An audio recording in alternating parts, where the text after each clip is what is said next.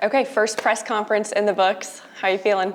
Feeling good. I was looking forward to this day, obviously, and I'm more excited with everything we've talked about and discussed over the last few days. But the vision of Tillman and the whole group has got me more excited, so I feel great about the decision. I'm glad you brought up vision because in order for a hire like this to happen, there has to be a shared vision.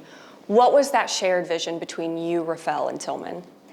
Taking the next step into being successful. And so, like I said, they've gone through some growing pains and some hard times recently. And, you can take a look around the league, whether it's OKC or Sacramento or some of these younger teams that have taken a jump lately. And we want to kind of copy that format. And so we got the young talent here. It's just a matter of putting it together on the floor. But they've gone through the hard times, and now to come out on the other side is what we're looking forward to. I feel like you've lived so many different lives with basketball, from the development league to overseas to coaching to playing, and you've really had to grind it out. How has that impacted you as a coach? I think it builds character and kind of, lays the foundation for who you are. You go through struggles and different things as a player. I think you can come out on the other side and be a better person, better player for it. And so that's definitely helped me in my coaching career. Being in a lot of situations as a player and just in life in general. The way you adapt and adjust to those kind of pulls you out on the other side with success. And so those things I carry into my coaching career, carry into my everyday life, and I think those are some things I can impart on the players. If you go way back, you're the son of an immigrant, you're from Portland. What was your childhood like? It was great. I mean, we're a sister and brother older. We're all a year apart, so we were obviously very close. All played sports, all grew up, but I think, growing up poor, we were forced to kind of play sports to have an outlet and have something to do, and that's where I found my love for basketball. Coincidentally, I grew up watching Clyde Drexler, so that's the guy who I modeled everything after.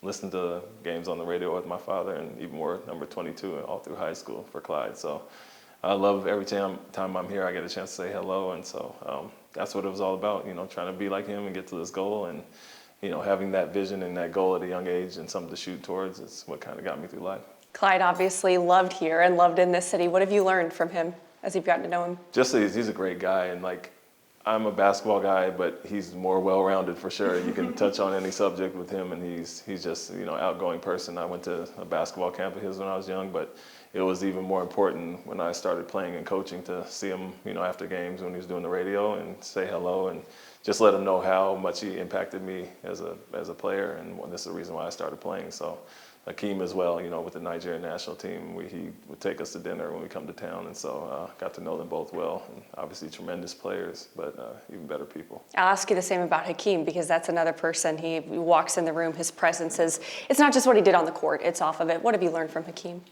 Just that humility. He was a fierce competitor, but just the way he carries himself, like you said, you notice that right away when you meet him.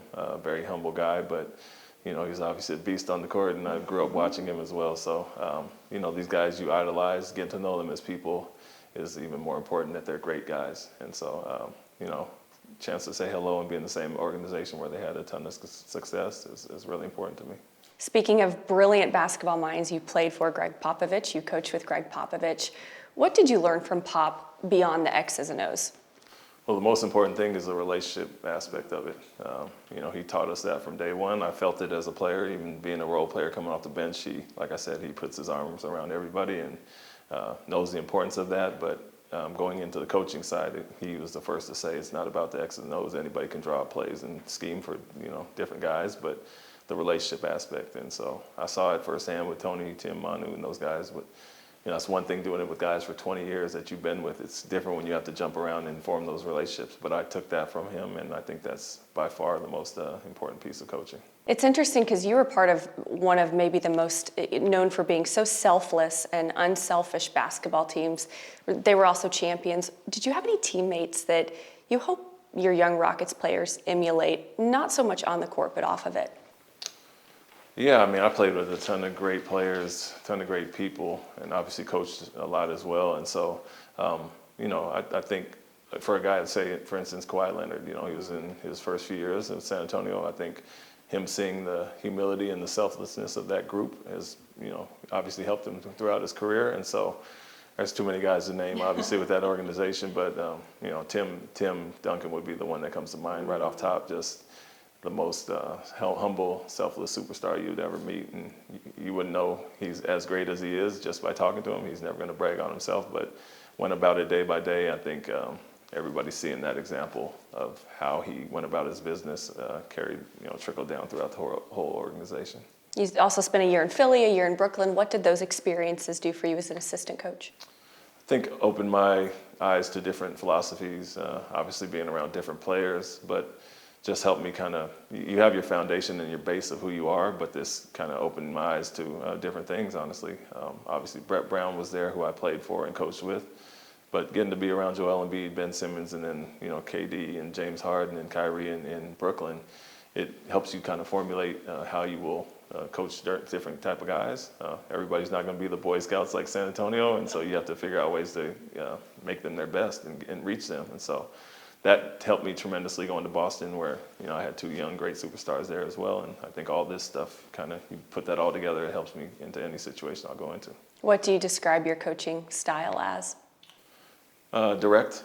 You know, I'd say that's the first thing. You know, I'm not a guy who sweeps things under the rug. You know, you want to address those head on and see improvement from those. So I'm direct, but, you know, honest, caring, loving, and then obviously very competitive. And so you want your team to kind of be a reflection of who you are as a coach. And so those are lessons and things we'll instill from day one and try to nurture these guys to becoming professionals. How do you strike that balance between accountability, but then you want your players to love you and run through the proverbial brick wall for you? How do you balance that? Yeah, it goes back to the relationship piece. You know, what you do off the court and the time you spend with these guys allows you to coach them a certain way on the court. And so that's something I look forward to doing immediately, you know, reaching out to everybody, seeing a lot of these guys in the off season, going to meet their families and be around them in their environments, and so we can hit the ground running when we do to get on the court. So I think that's a big part of it. And once you build those relationships, they understand you care about them on that level.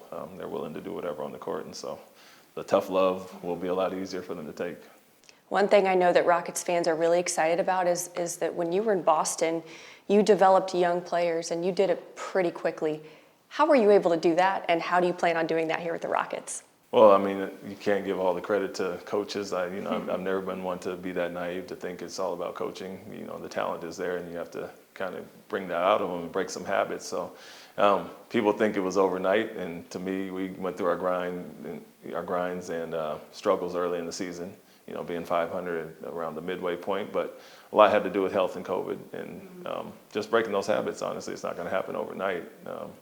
Up until that point, a lot of those guys have a ton of success doing it their way, and a lot of individualized parts of their game, and you just want to bring the team concept. So it took about half a season, but once we all got it down, got healthy, everybody was on the same page. It kind of goes to the character of the guys, and they were very receptive to the teaching and coaching that we were doing, and at the midway point, we kind of flipped the switch and finished off great and got to the championship. What does it feel like to be in a new city, new team, and have a truly fresh start? It's exciting. You know, I spent 10 years, 2 hours away in San Antonio, so it's not that unfamiliar. Yeah. But to be here is exciting. It's a blessing, no doubt. It's something you don't take for granted. But it always comes down to the players at the end of the day, and you're excited. I'm excited about these guys and looking forward to coaching them. So the fresh start is good.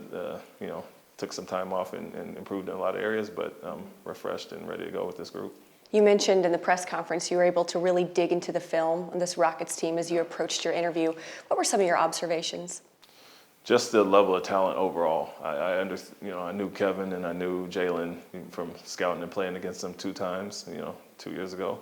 But those guys have grown, in their own aspect. But looking down the roster, I didn't understand as much about Tari and Jabari and Jay Sean and KJ, and there's just a ton of talent. Alperen is like a mini Jokic out there, so like there's things I didn't understand about these guys, and so when you put all that together, it's just a matter of taking the steps to grow, and I think I just got a better appreciation of everybody's skill set. I want to ask you more about Tari and Jabari because they both just give a lot of effort in general, especially on the defensive end of the floor. They're so young. How excited are you to have 2 hard-nosed rookies, now they'll be sophomores, right, that really care about winning? Yeah, that's the first piece. I think, having that competitive edge is something that's harder to teach than a lot of the other things, and they have that naturally. The defensive part, that comes natural for them. It's an effort thing and a mentality and mindset. And so some guys don't have that, some guys do, and it's impressive to see, first-year guys going after other players that way. And so that bodes well for the future with those guys having that mentality, something that you don't have to teach that part. It's more technique and scheme. And so that's kind of a head start on everything else just because of the competitiveness and their mindset toward defense and winning and being competitive. Tillman talked about it, a lot of cap space, a high draft pick. What are you most excited about, and what type of men do you want to bring to Houston? I'd say I'm most excited about what we already have here. The guys, that was the first part. You're not banking on a pick or free agents to bail you out. You want guys to improve within, and then the additions will obviously impact it as well. So excited about the guys, excited about all the different options that we have, whether it's through the draft or free agency, a ton of flexibility. And so we can go numerous ways, and we've discussed all that. But in general, just the roster that I keep going back to, I'm very excited about. All right, last question. You had offers and you had a lot of people that wanted to court you. Your name was in a lot of circles. Why Houston? Like I said, once I really dug into it, it was more impressive than I thought. I liked a lot from the outside looking in, and a big part is the players, like I said, and learning them, but also ownership, front office, and everything else in between has to be, you guys have to be on the same page. And that was pretty natural when we all got together and started talking about what we envisioned this team being. And so that part is natural, that part was good, but this was here right now. Other teams were inquiring for sure, and once I found out it was something I liked and the feeling was mutual, I think we both feel very, very comfortable going forward with it. Well, we're happy to have you. Welcome. Thank you.